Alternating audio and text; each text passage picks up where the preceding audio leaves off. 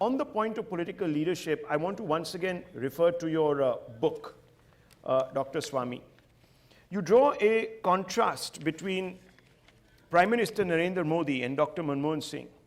And while you praise the former, you also add that you have a fundamental problem with the approach adopted by the people he's surrounded by. Would you, first of all, tell me what the issue is? Because most of the people he's been surrounded by are individuals who have come from abroad, have great on-paper qualifications, and have been very effective administrators. So I would like you to first explain what is the issue. Well, everybody thought that Raghuram Rajan was highly qualified. Yes, he had a PhD from MIT. But he was not an economist. He was a financeman. In economics, the real economics is not microeconomics. That any shopkeeper can tell you. The real economics is macroeconomics. It's a general equilibrium system where if you do something in one sector, it has an effect all through in other sectors. That's why in the Depression, the American president made the mistake of thinking that he could wipe out unemployment by reducing wage rates, by pleading with the trade unions that till the elections are over, his re-election was coming up. And he said, till that time, you accept a 10% cut in your wages.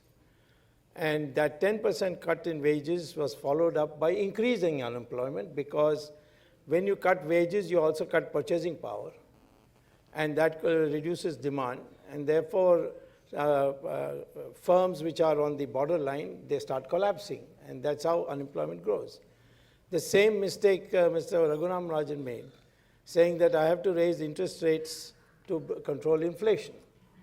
But when you raise interest rates, then the cost of capital for medium and small and medium industries rises.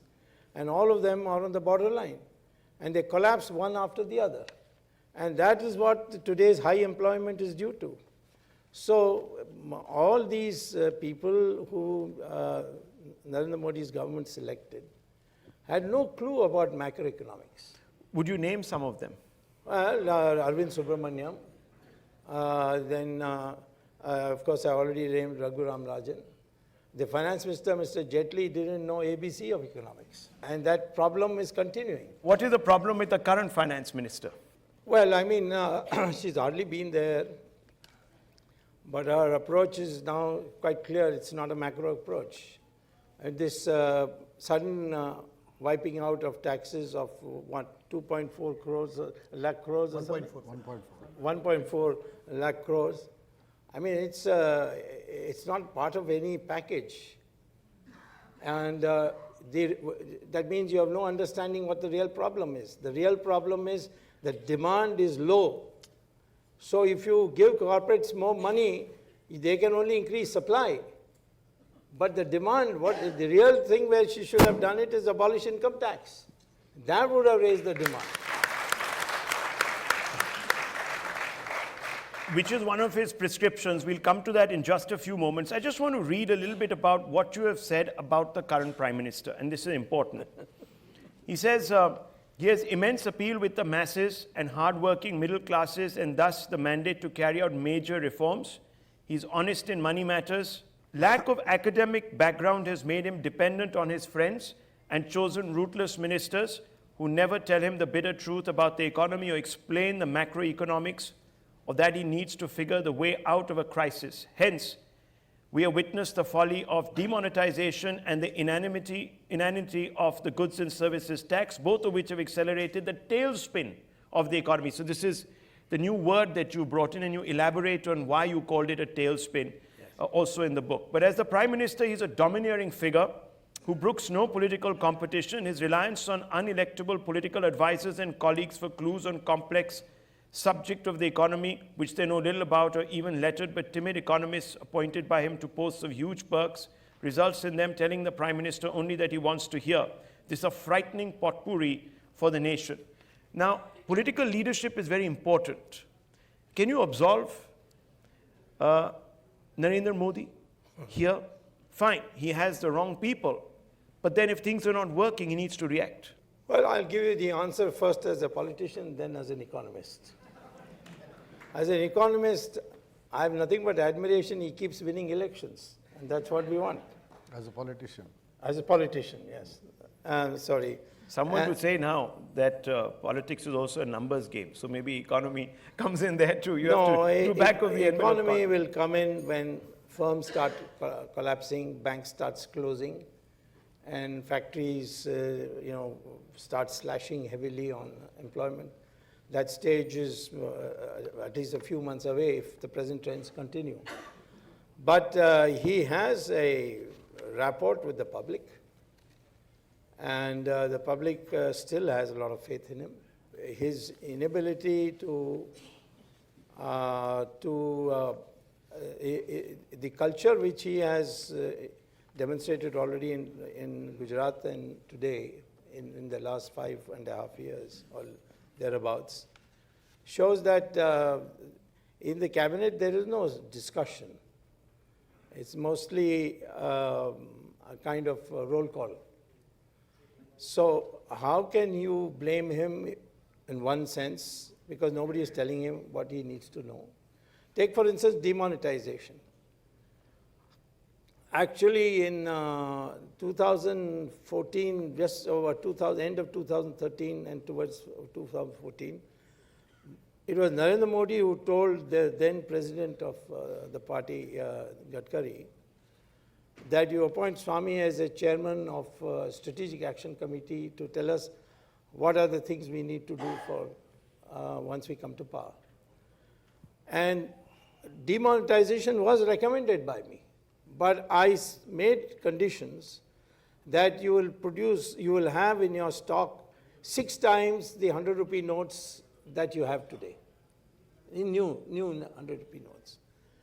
2, that you will, if you are bringing high denomination notes, new notes, then make sure that the ATMs are designed for that size, or that you repeat the same size, but you have a new note. And 3rd is, tell people that you can deposit your cash in your own bank account. Government will ask no questions and take away 15% as tax. And you can withdraw 25% of new cash for you.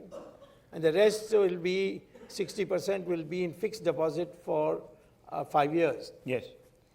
I said there will be no queue. I had said in that time itself there will be no queues, nothing.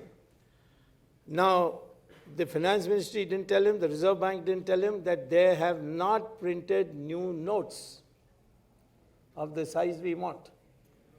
Then there was no way except to go to banks and stand in a queue and change your cash. And finally, Shri Shivshankar asked me, can you give a suggestion in December? And I gave the same suggestion, that you ask people to stop going to banks and deposit in their own account. But it went to the Finance Ministry, and the Finance Ministry said government should take 50% of the cash that you give as tax. Now, why would anybody go for that? Because the bank employees were coming privately, informally, and saying, you give us 15%, and we'll give you cash delivered at home. You don't have to come. So it became a scam. So, yeah, it was a That's scam, what you but mentioned. then this was unimplementable. So these are the things where the details of what needs to be done, he's not familiar with, because he's not trained for that.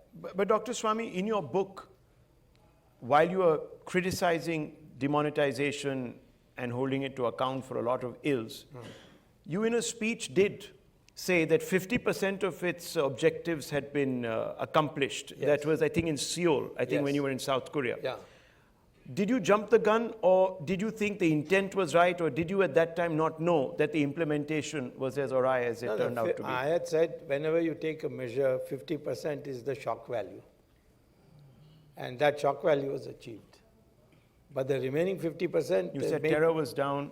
You said... Yes, that's right. Terror financing had come down very substantially. And in the beginning, the counterfeit notes out of fright was not coming out. But later on, it also came and got recycled through the Reserve Bank and became new legal Indian notes. That's why they're not declaring how much money